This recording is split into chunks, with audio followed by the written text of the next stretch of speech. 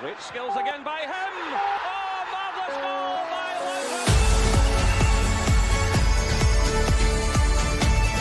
Welcome to the Rangers Journey. Welcome everyone to the Rangers Journal. Thank you for joining us on a Saturday evening.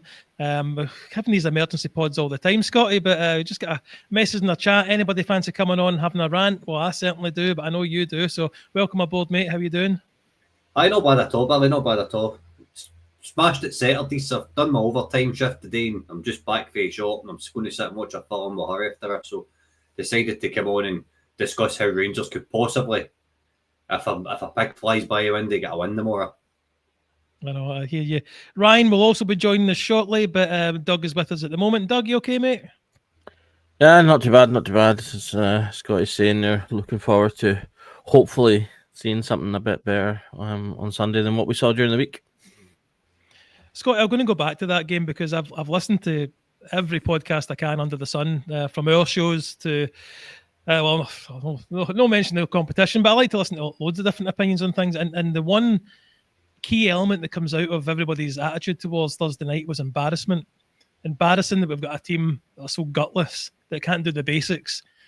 So I'm pretty annoyed. I don't see any of them changing. If a new manager bounce isn't going to give them any kind of impetus to, go into a tackle properly, then why should we expect it tomorrow? But what's your thoughts on the game?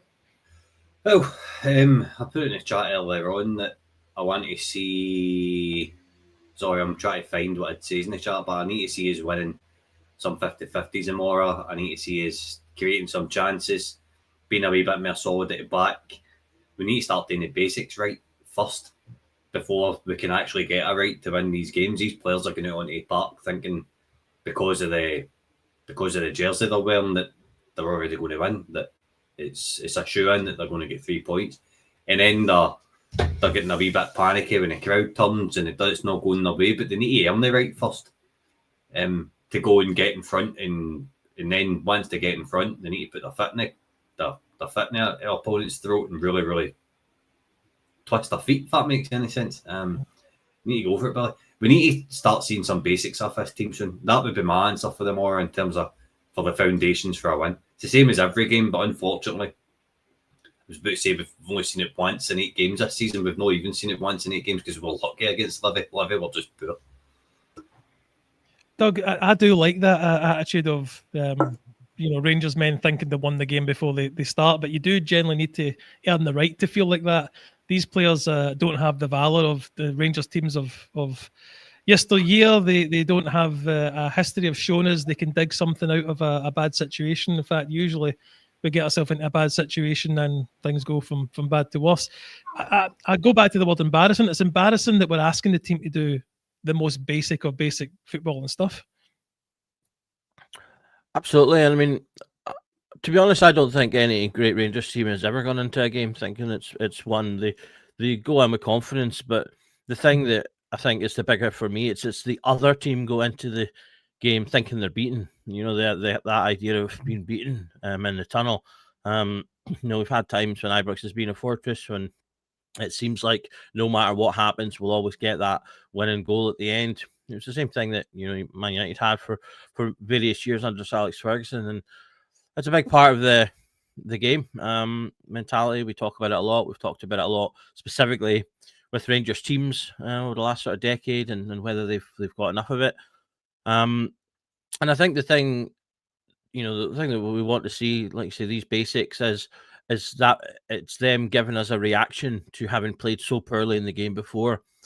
One thing I will credit, as much as the teams in the last few years have been poor sort of overall, usually they've been good at giving us that reaction. When they've had a game where they've really let it slip, they have come out afterwards and played better in games afterwards and kind of shown, okay, they're not total failures. They've got something there, or at least a handful of the players will have done.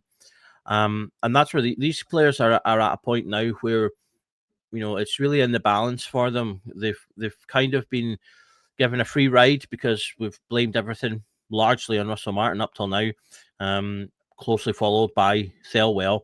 But there comes a point where once Thelwell's bought the players, it's up to them.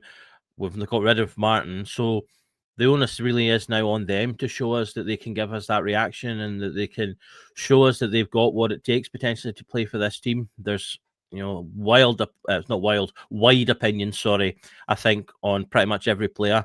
I don't think there's anyone among the newer signings that if anyone is 100% sure on and thinking, yep, he's one that is going to be good for the future, or he's one that we should turn from a loan into a permanent. There's an asterisk beside pretty much everyone for one reason or another. So this is the game where they need to show the ones that are going to potentially make it will go into this game thinking, right, I'm going to put the tackles in. I'm going to show the fans that I've got a bit of heart behind us, that I can play for the badge, that I can play under the pressure, and we'll see something from them. And the ones that don't, will play the same way again. Ryan, welcome aboard, mate. Lovely to get that video call from you earlier on this evening as you were at Ibrox. Can you let us know what you were doing? Yeah, mate. So I was part of the group of volunteers that were putting the TIFO together earlier on. So made the display that's going to be displayed from the Sandy Jardin tomorrow, just before match. I think we'll be doing a minute's silence for remembrance. So though remembrance is still a couple of weeks away, we always try and pay our respects to the people that we lost in the wars as close to remembrance day as we possibly can. So that's going to be getting done tomorrow at Ibrox. So, Ryan, I'll stay with you because Doug, myself, Scotty's all kind of given an opinion on the other night's result and where it leaves us tomorrow. I just don't think this team has it in them to bounce back at the moment. Whether that's something that can grow with confidence, on a few weeks of just things getting progressively better. And in fact, I think on Monday evening we're going to be looking at Danny Rowell's first couple of games and seeing if he's managed to improve anything so far. But we obviously need more than one game to look into that. Give me your thoughts now after Thursday night. I mentioned a couple of times now that it's embarrassing the performance they put in. Yeah, I mean, we're desperate for a goal scorer. It's so obvious that we're toothless. We're absolutely toothless when it comes to moving forward. I don't think the Chermiti transfer is going to work out. There's the early indications on it. Hopefully it does, naturally, but I think the early indications are that the Chermiti transfer just doesn't look as if it's going to be a good bit of business for us, which is going to obviously raise a lot of questions in Thelwell and his team as far as what they're doing and the money they're spending. It's just the whole thing. Losing becomes a habit. Winning's obviously a great habit to have. Losing's a bad habit to have. Unfortunately, this team are very much in the habit of losing games, and something needs to change. Something needs to happen. A catalyst. There's going to be a kind of defining moment in a game. Something's going to work really, really well, and it might just click for us. That needs to happen for this team sooner rather than later if anything's going to happen this season for us. Scotty, welcome back. It's just a kind of bad state of affairs. We're waiting for some random act of something that benefits us. Something goes in off somebody's backside and we go a goal up early and then put another one in. But there's problems all over the park. A few players that stand out for me the other night there. Magoma, not that I think he done anything wrong. He just was, and the opposition got the better of him. He does look like a player that's only a couple of years into his professional career, and we're shoving him in European nights. He really should be, in my opinion, someone that's rotated in and out to get experience. Joe Rothwell doesn't look like he can run the length of himself. And also, there's mentioned there that Thelo Asgard didn't know he was on the park. We're hearing big things about him, how in training he's absolutely smashing it, but he's not doing it in the games. And that's three players, key positions that are causing us to, not even string together any kind of chances for either Chermiti or Miovski to do anything with. I know.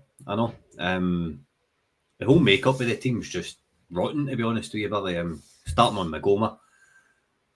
He's a young boy. He's going to learn for, I think it was the second goal Brand scored for the header the other night. He'll learn for that. It shouldn't need to be at Rangers to learn for a situation like that. Rangers should have a left back in that's capable of dealing with that.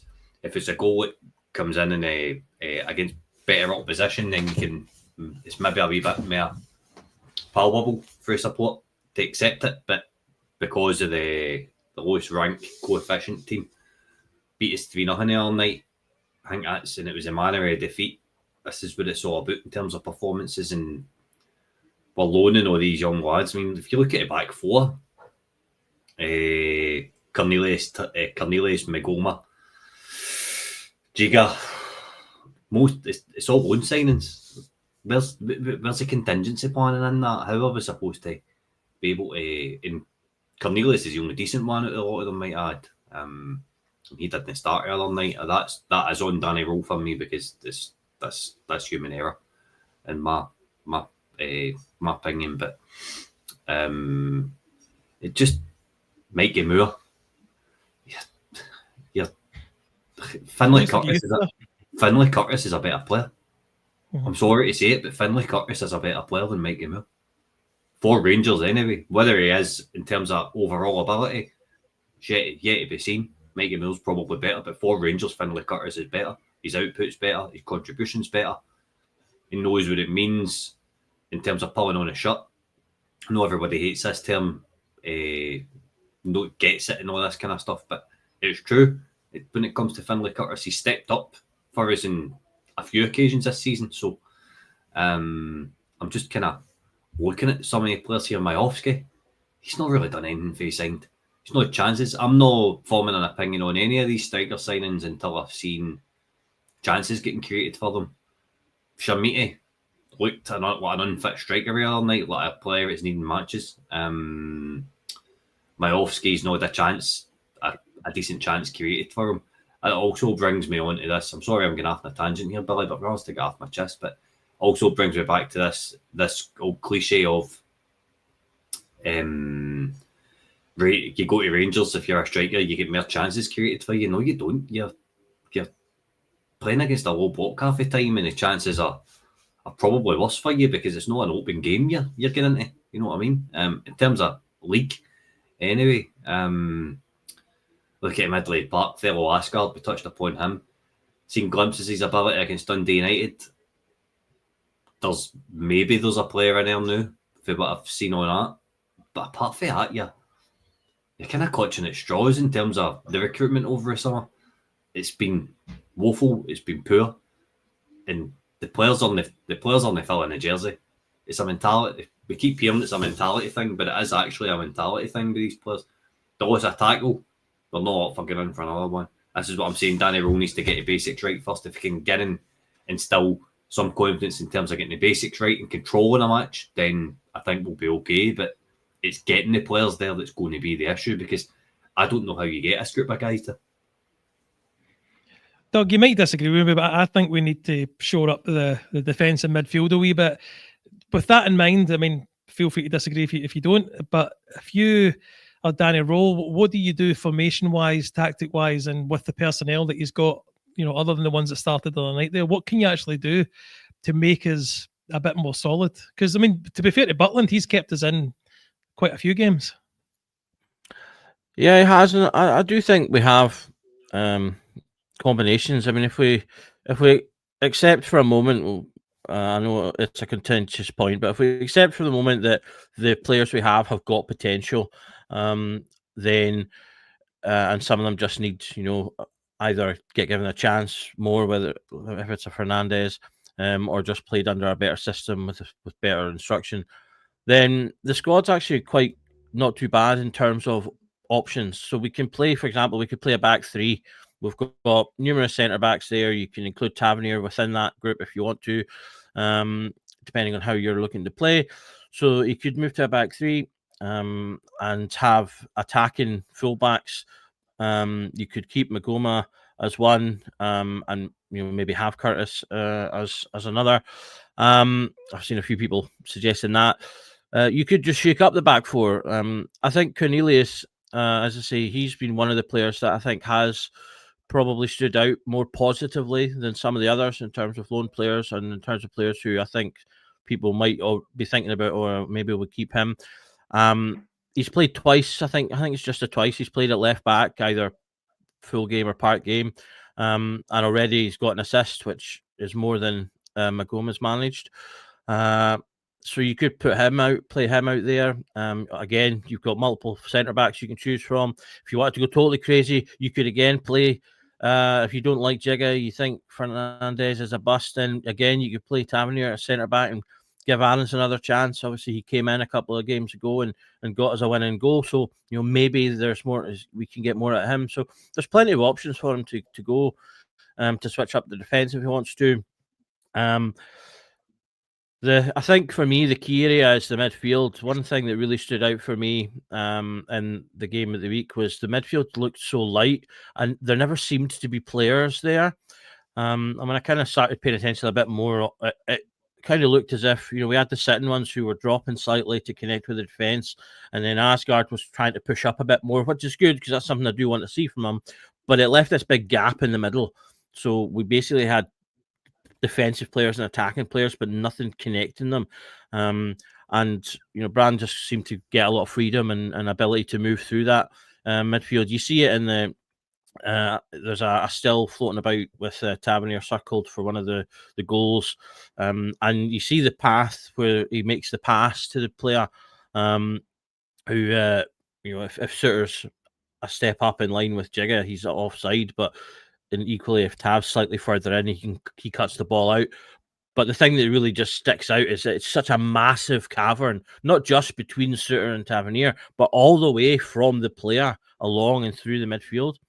So I think there's work to be done in there to maybe look at how we set up in that way, whether that's being a bit more solid about just playing one sitting defender, because we've had this who to play, Raskin or Rothwell, can you play them both or whatever.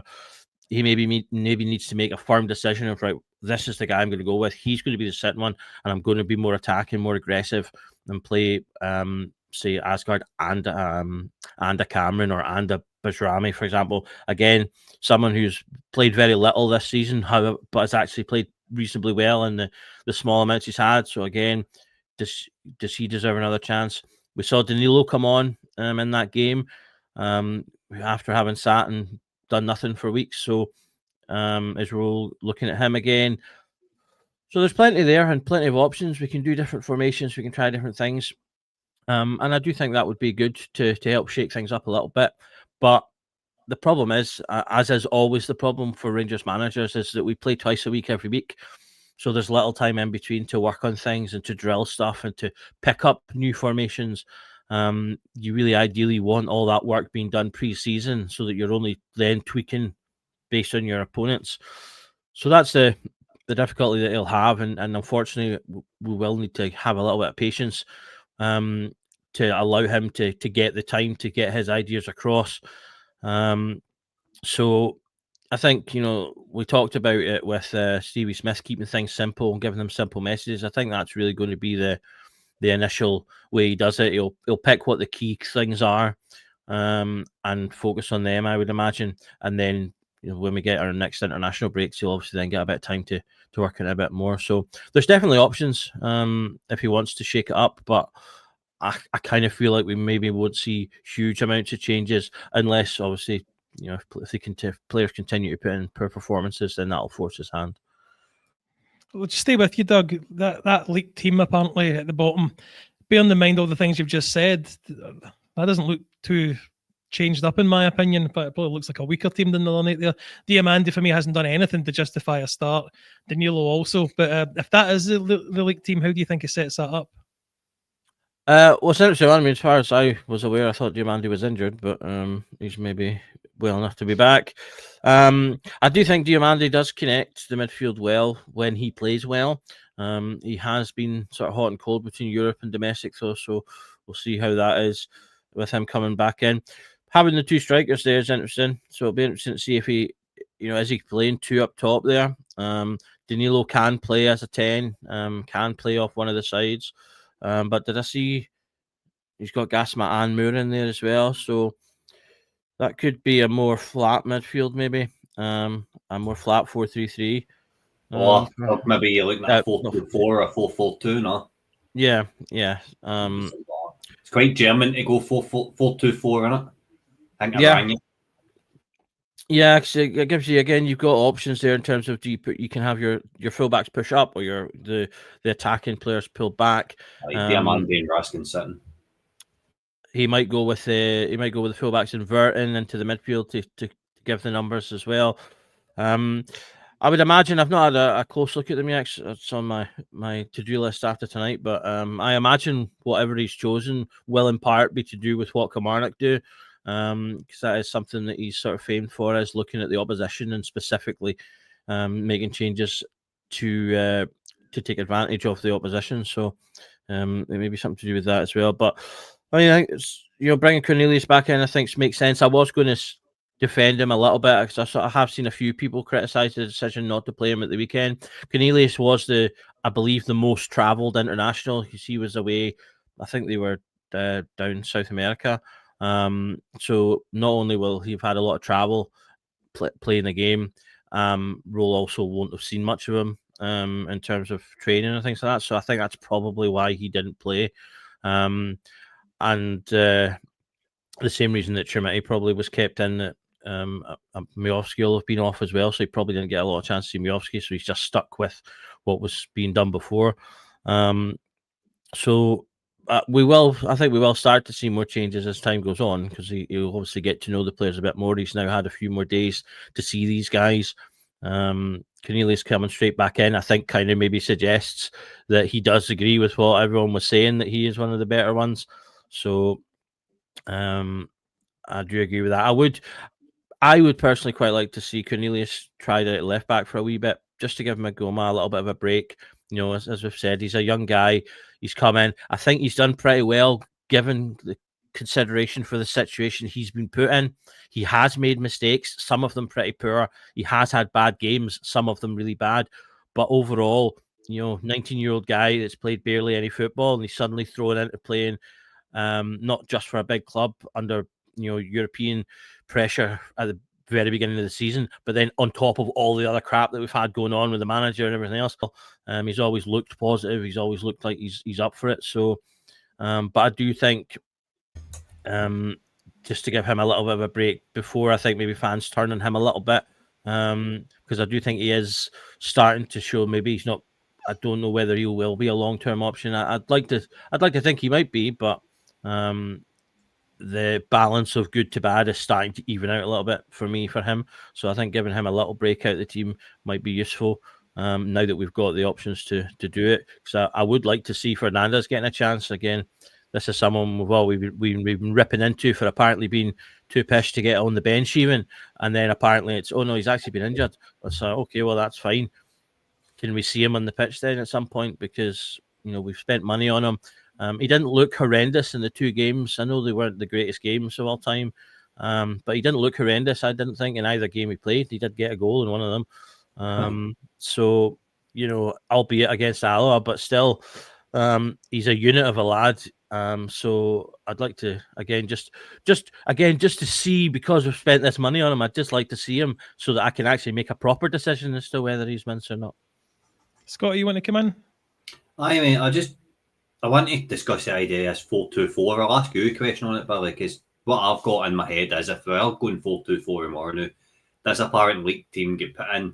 We've got a Rangers chat out with our WhatsApp community that isn't related to Rangers Journal. It's got some Rangers Journal members in it. It's got some people for other podcasts. It's a Rangers group chat, I call it. And the boy that put this team in, anytime he's put a team in, he's been right. The league team, about the league team. So if this is a 4-2-4, right, now, Gerrard used to play with 2 6s and he used to get slated for it. We always used to say we only need 1 6 in the league. Now, since we've went to 1 6 in the league, there's not been any control in a football match. We've been unable to control a game under Gio, under Beale, under Clement, under Martin, under Ferguson, under whoever else. I'm actually lost in count now. I think I've got enough fingers in my hands to count who's there. But so 4-2-4 quickly, right? So you've got a 4 and a 2, and say one of your 6s is a wee bit more advanced, and we're going to go with a high press, right? We're going to go with a high press so that the 2 wingers and the 2 strikers are going to do the pressing, and say Raskin's just a wee bit, or Raskin or Diamande will be just a wee bit further forward, just to mop things up or whatever it is, right? Does that not work at Ibrox against Kilmarnock tomorrow? Like, should that not be enough to provide the back 4 with enough cover, by letting Tav and Magoma go and do what they need to do? Whether Tav inverts and helps because he's not got legs and Magoma just gets forward, whatever.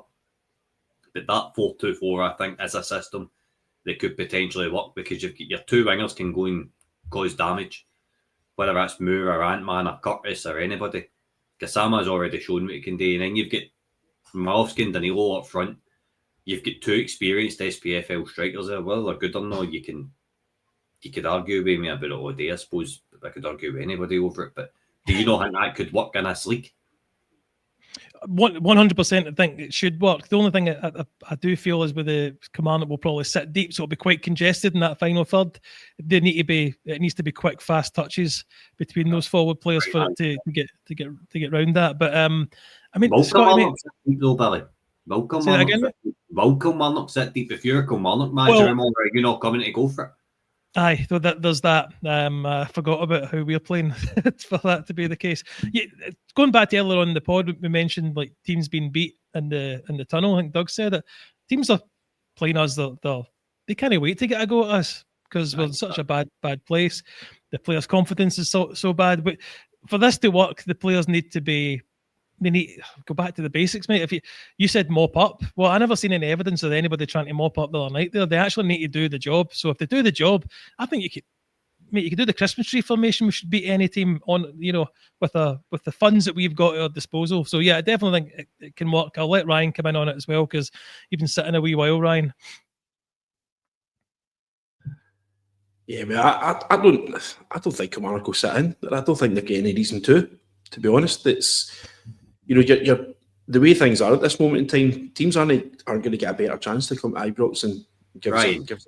Yes, mate. Sorry, all I'm doing is I'm completely trying to throw cat amongst the pigeons here. But see if you're Stuart Kettlewell anymore, or you're not fired up about the prospect of coming to Ibrox and going, you know what, that could potentially be me in that dugout one day. I'm a Rangers fan, so I'm going to go and try and get 3 points. I'm going to go and make sure my team are well drilled, well organised, but we're going to go and get in their faces because they don't want us to get in their faces.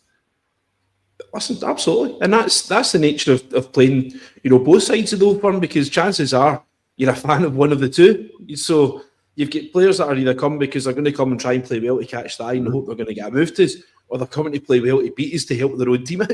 So that's the nature, and that's not new. That's not new news, but I think it's just a case that they should come out in there, and it's why fear us? Why fear us? And even if they do sit in, then what are they going to achieve from that? It's madness. But I like this kind of two strikers up front. I think Danilo and Majowski might actually work quite well together. I think we're not using Majowski well at all. Majowski's best strength is playing on the shoulder. That's where I've always kind of seen him getting his best success. We've seen him countless times playing for Aberdeen where he was one-on-one with Goldson. He basically just ragdolled him, and that's where he got a lot of goals against. With one in particular, I remember at Hampden was a good goal that he scored against us. But you can see a kind of situation where Danilo could come in short, try and bring the centre halves up the park to come in. Danilo comes in the short, creates, brings in the wingers, brings in Raskin. Majowski's playing on the shoulder and hopefully tries to get in behind. That's something very simple that could work quite effectively for us. I've got concerns how Moore is still getting a game. I don't know what the managers, the coaches are seeing, and this is now Danny Rowlett's doing this, Russell Martin was doing the same. What are they seeing that we're not? Because he seems there, unless it's like we're suspicious there's a contractual obligation to play him. The boy offers nothing. I think he had a hand in Tav's goal last week for the equaliser, but it's he had an assist. He's passed the ball 5 yards to Tav, and Tav's done all the work. He's the one that's kind of scored the good goal out of it. He's missed a great chance out in Brann during the week as well, which you would, in nights like that when you're under the cosh, you need your guys to take their opportunities and take their chances. You don't get chances like Europe. And like Dad was saying there, it's like the boy has an empty jersey, and we've got one of our own sitting there on the bench. We're basically developing Spurs' player, poorly developing their player, and we've got one of our own sitting there who's must be desperate, but he must be pulling his head out. What do I need to do to get into this team here? So if the wee man gets his chance, he's got to take it. He's got to come on and go in both barrels on it. Ant-Man seems to be struggling as well. He's, come in, first game looked absolutely fantastic. He seems to have regressed as well. So it's a very strange, but I'm all for playing two up front.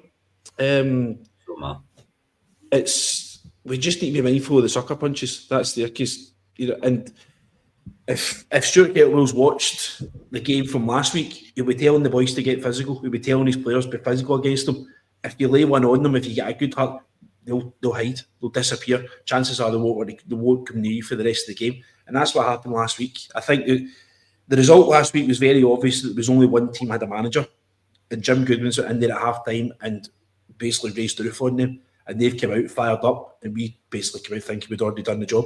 And I think it was really obvious that one team had a manager and one didn't. And as soon as they started getting physical on us, we just went into our shell. They scored 2 half-decent goals. The game was done. Scott, if I can come to you on Mikey Moore, obviously we have no idea whether he's contractually obliged to play a certain amount of games or whatever, but there's talk of sending the loan players back, and the main reason behind not doing that is it's a bad look and you'll not get preferential treatment for these teams. But I'd be more than happy not to have another loan player from England come back to us. 100%. I think unless you've got a manager like Steven Gerrard, for example, and he's taken up a Ryan Kent or a Shea Ojo for Liverpool, boys, he knows because he's worked with them, and he knows what they're capable and he knows the level here. Ryan Kent was brilliant when he came, obviously signed, etc., for a good fee.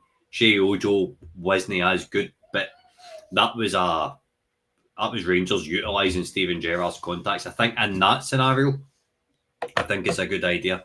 I think if Danny Rowe knows somebody down south that could do a turn that he's worked with, or not even that, Bayern, Leipzig, make use of his phone book, get players in. That's the only way I would use loans. I wouldn't be using loans.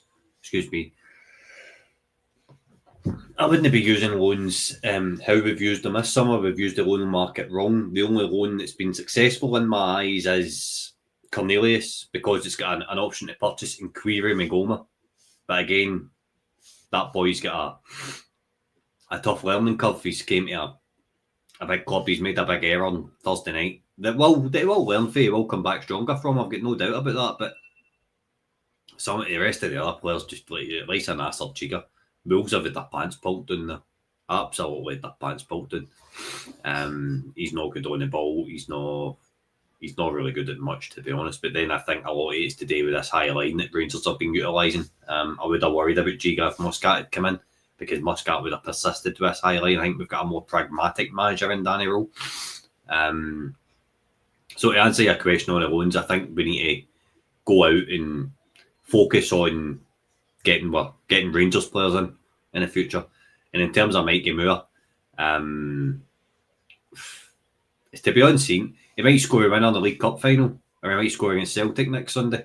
We don't know. We really don't know what way it's going to go. So this can turn very quickly, but they need to turn it quickly soon, because the longer this goes on, I mean, we're 6th in the league. I'm saying in a Rangers chat that I'll be happy with top 6 this season, because I believe that's your level. I don't believe this Rangers team is any better than that. I don't believe we're good enough to come 3rd, 4th. I'll be happy finishing top 6 in this split. I just think that's where we are, Billy. So the loans have been nothing but a disaster. Bar Cornelius and maybe Magoma. Ryan, is it understandable that we lean so heavily on the loan market, especially in defence, because there was so many players to replace in the summer? Yeah, obviously the financial fair play as well. That when you're trying to rebuild the size of squad that we were trying to rebuild, you've got to kind of utilise the loan market. There was somebody mentioned there that they think they've actually paid £3 million to loan Mikey Moore, which I think's insane, to be honest with you. It's madness. For one season? It's madness. It's £3 million if he comes up here and he does well. Do you know, if there's certain kind of key markers that he's got to do. He's got to have so many appearances for us.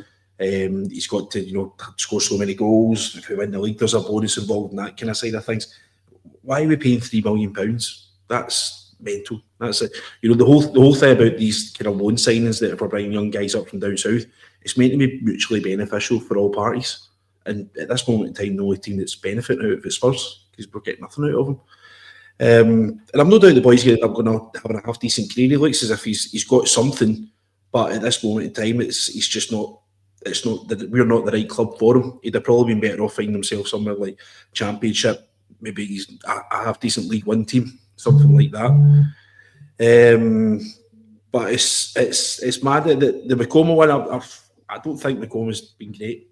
I think he's been enough. I think he's been adequate. But you seen the goal there. What's a 19-year-old boy doing marking a 6-foot Nordic giant for a free kick? That's just poor management for us. That was just a nightmare waiting to happen there. I'm echo what Doug was saying there. I'd like him to come out of the team. I'd like to see us get Cornelius in there. Just because we're losing far too many goals from crosses, we're losing far too many silly goals from set pieces and stuff.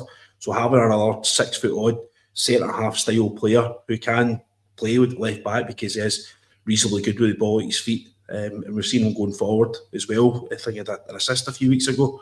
So I would like to see Macoma taken out of the team, more so to protect him more than anything else, because he is a young guy, and if we overuse him, and if the boo boys start going on him, it's potentially a tough one for a guy of that age, he's a wee bit vulnerable. It might just be a bad one for him. Just want to echo what Scotty's put up on the screen. Guys, if you're watching this on Facebook or on Twitter, going to do us a favour and head over to YouTube and like and subscribe over there, because it actually gives us a wee bit of cash in the pocket to help grow the pod. So please, guys, go over to YouTube. Very much appreciate all the comments coming in. We'll try to get them on the screen as well. But the main thing I've been asked to push is like and subscribe. Come on, everyone, get that button smashed. Doug, I'm going to come to you on the likes of Finlay Curtis and Lyle Cameron. We're not seeing them in training, but I see them in games, and whether they're not technically as good as some of the other players that are there, or they have a bigger heart, in my opinion. Why do you think they're not getting in the team? Well, in terms of Cameron, I think there's just a lot of competition in the midfield. He's obviously a new player, so it's just difficult, I think, when you're coming in as a new player to a midfield that's got a lot of players there fighting for positions, and indeed, arguably there was a decent set three there that had been there for a wee while as well. So that just makes it a little bit harder to break into the team. He's obviously had he had that injury recently that's kept him out for a little bit. But I think he has been in. He has played a few times. He's gotten minutes under his belt. So I think it's about 14 or so appearances he's made in total. Or in fact, no, just less than that, I think. But he has gotten the minutes in. So I think we will see more of him now that he's back to fitness. I do think that he offers something that some other players don't. And I do think he's got a lot of potential. I was, as I say, quite excited when he first came in. He did really well for Dundee in a poor Dundee side. So I think he's got the potential to do well. In terms of Finlay Curtis, a combination of things. I mean, again, although he's not a new player per se, he's new in the first team early in the door. Obviously, the main comparison is with Mikey Moore. I do think there's a little bit of he's gotten better the longer he's been away sort of thing, because with Curtis, obviously, he's had real key moments. He's not played a lot of minutes, but the minutes he's had, he's often come in like at the tail end of a match, like he did at St Mirren, and he's had the key. He's made the key difference. So he's got these moments that people can immediately point to and go, oh well, look, he did this and he did this. There is a little bit of balance to that as well. I mean, he's gotten 3 goals. Mikey Moore has 2 assists. So in terms of goal contributions, they're actually not too dissimilar. I think Mikey Moore gets picked because in the games that I've seen, and it's not easy to necessarily make a fair comparison because Curtis hasn't played a huge amount, but Mikey Moore tends to be more involved in the overall play than Curtis is. Curtis is a bit more just tends to stay more out on the wing in his position, kind of wait for the ball, whereas Mikey Moore moves a lot more and comes to the ball. Now, whether or not he's doing much when he gets the ball, there's a perfectly fair question to be asked about that, because he's certainly not setting the header light or anything, but I think that's primarily probably why managers play him, or why he potentially gets picked more often, assuming the myriad theories of payments and whatnots are not the case.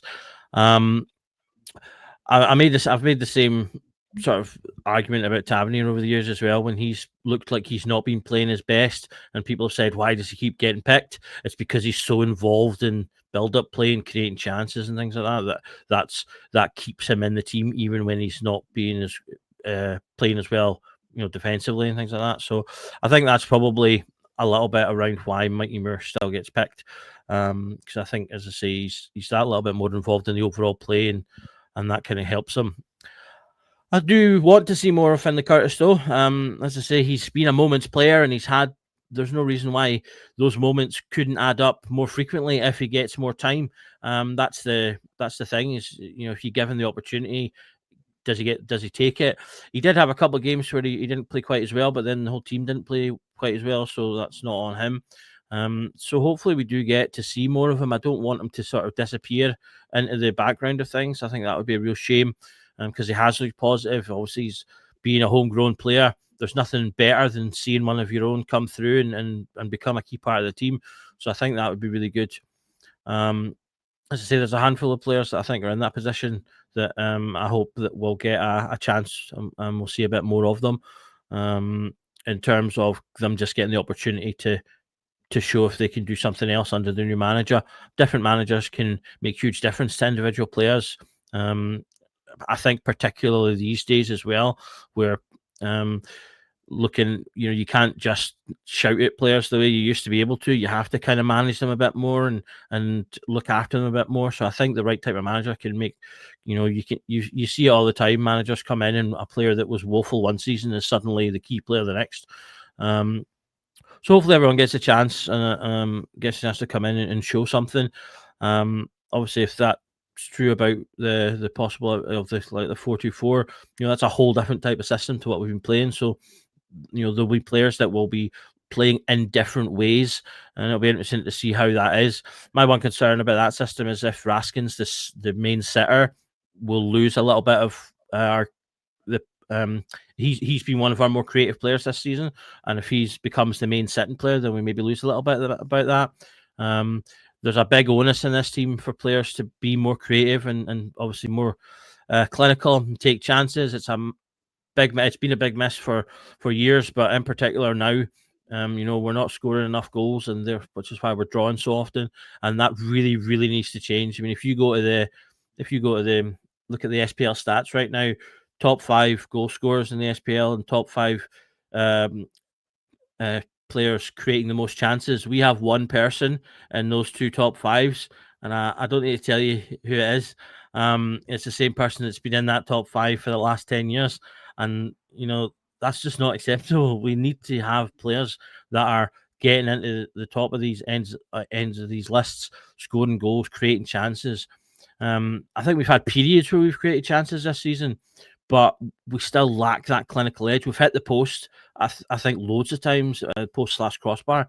We've actually hit the post and crossbar quite a few times this season.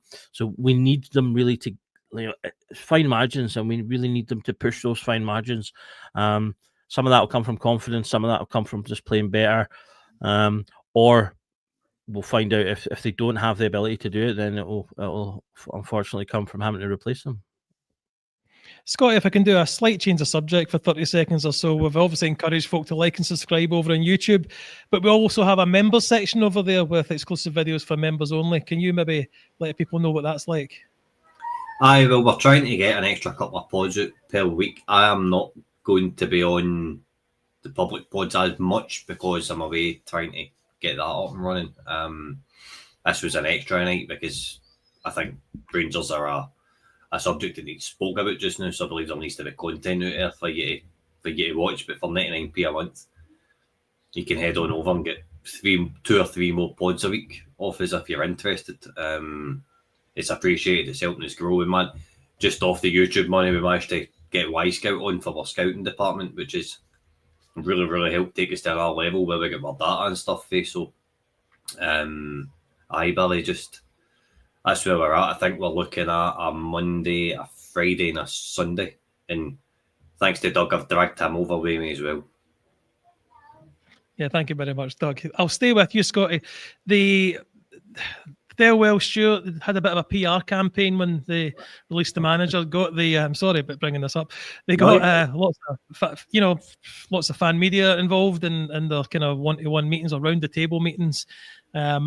And got to say, I bought into it for a day or so until that game happened, and then I remember that they are the ones that have left us with these signings.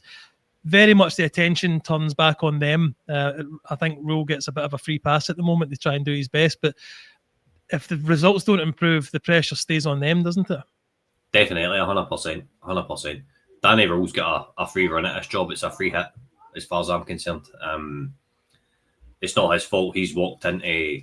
It's like you know that gif where it's like we Doug gets stoned in the house that's on fire, and he's like, "I'm fine."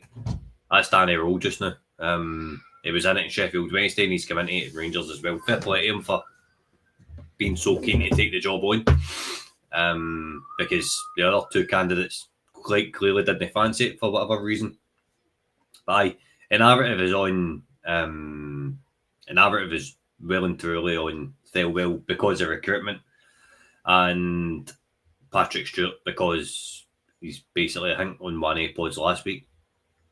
I read off a bit of a timeline that I had wrote about what Patrick Stewart's actually done. Like he promised transparency and communication, and all the two of them done when they did do the Danny Rule unveiling in the media room and not the blue room, which annoyed me, was sit there and look scared. Kevin Thelwell's out like cracking jokes as if, you know, my son's going to work 25/8.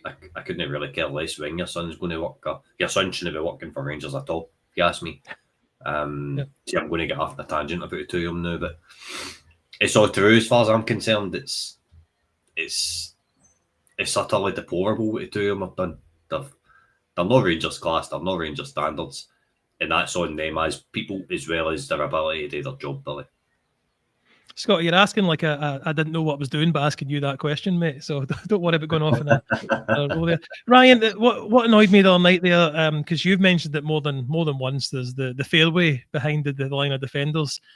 It was even worse because Doug mentioned earlier on the kind of still with Tav circle because he's a good 10 feet forward than the back line, but there's still a huge gap where teams can fire the ball and run into. Yeah, it's just pure positioning more than anything else. But I don't necessarily blame the defence entirely for it because the midfield is quite anonymous. We don't seem to manage to get ourselves.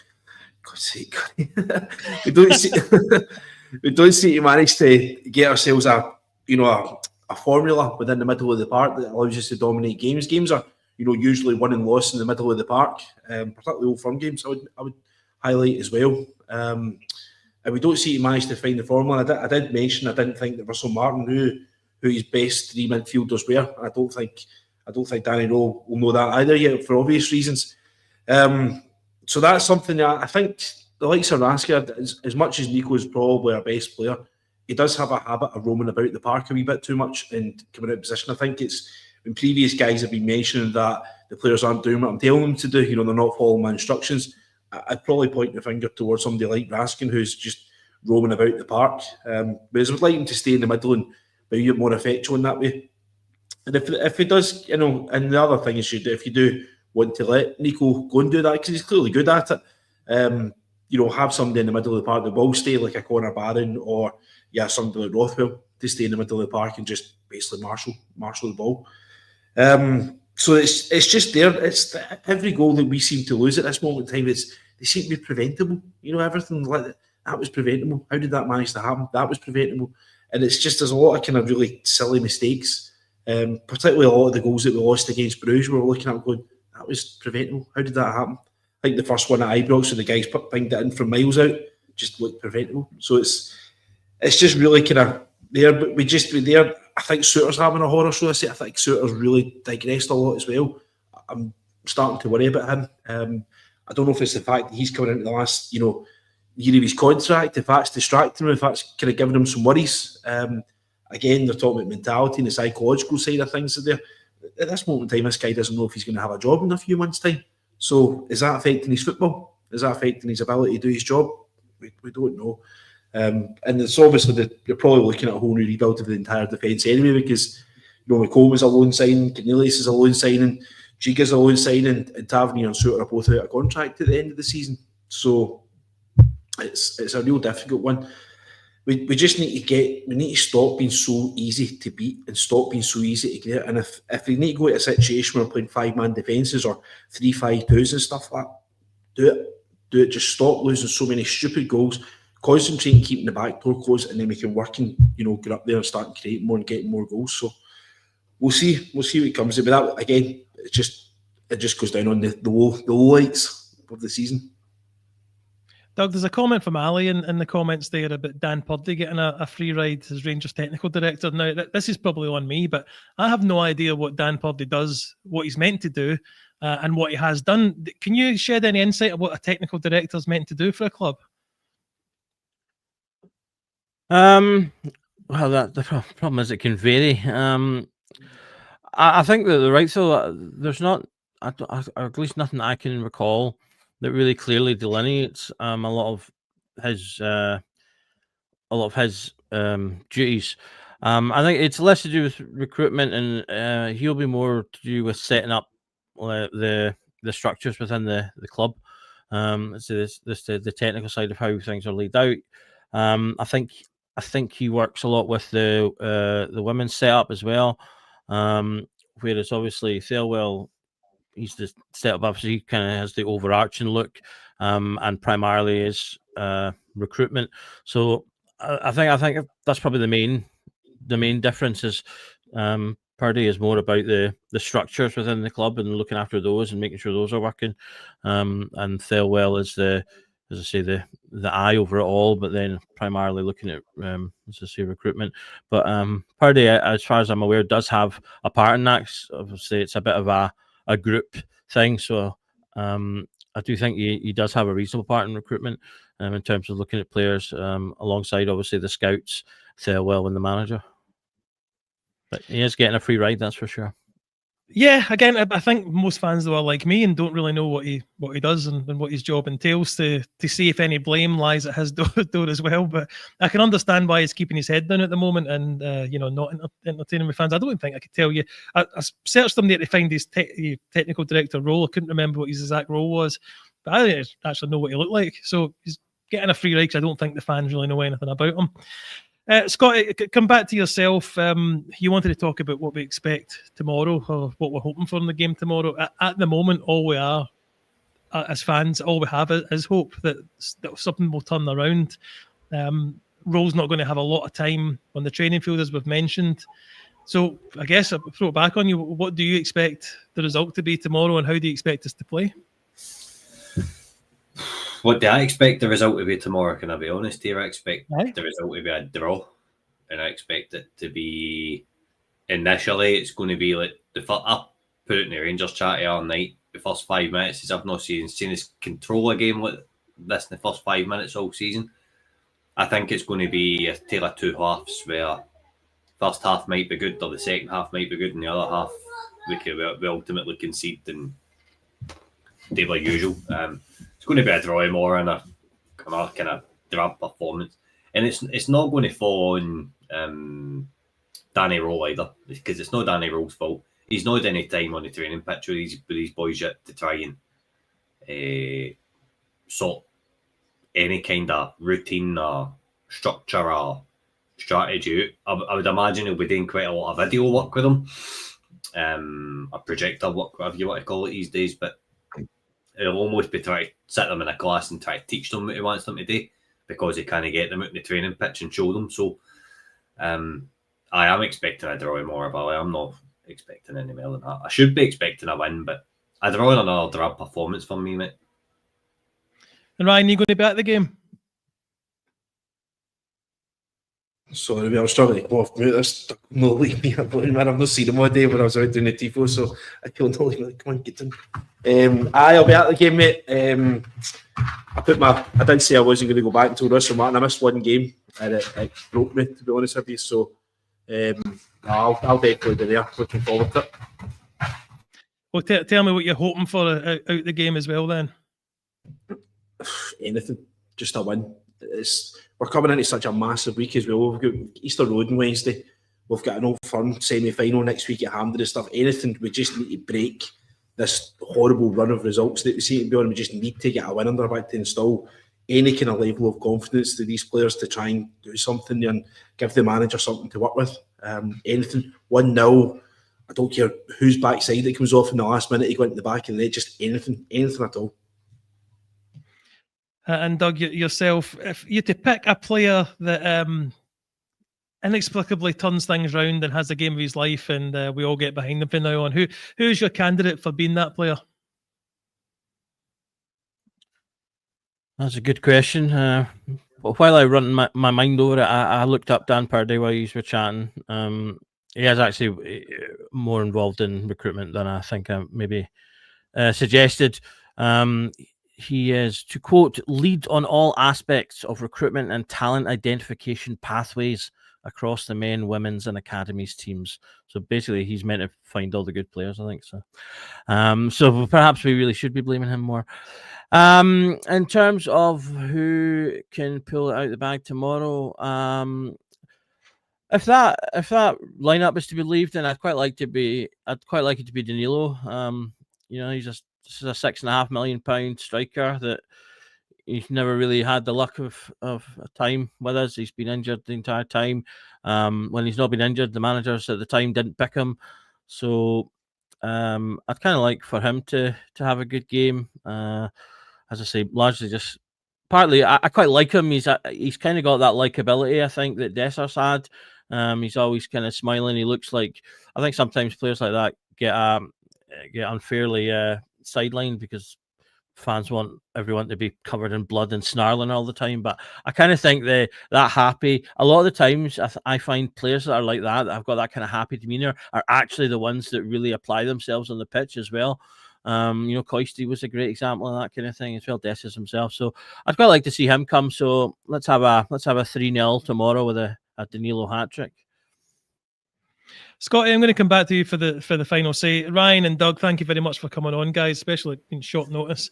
We are really turning this into literally Rangers Journal night, as every night, isn't it, Scotty? So have your final say in it. Why did you call this last minute pod, and how are you feeling now we've come to the end of it? Well, no, it was just literally because I feel as if there's stuff to talk about with Rangers just now. I feel as if there's issues that need addressed, and we've all got stuff we want to get off our chest, and obviously there's folk in the comments and folk watching that can hopefully relate to it and see it as kind of semi-decent content. So if you do, please head on over to YouTube and like and subscribe. In terms of that's really all I've got to say on the pod and stuff, Billy. Thank you for hosting, and thanks, lads, for coming on, and sorry to disturb your Saturday nights.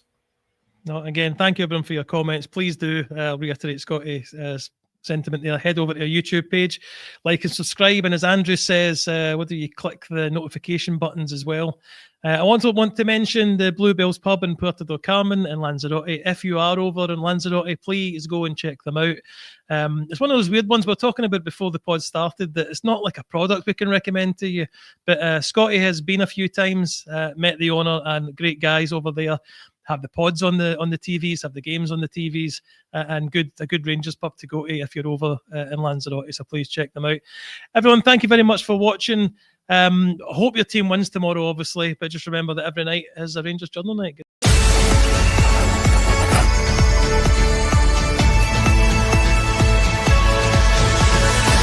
Every night is the Rangers Journal.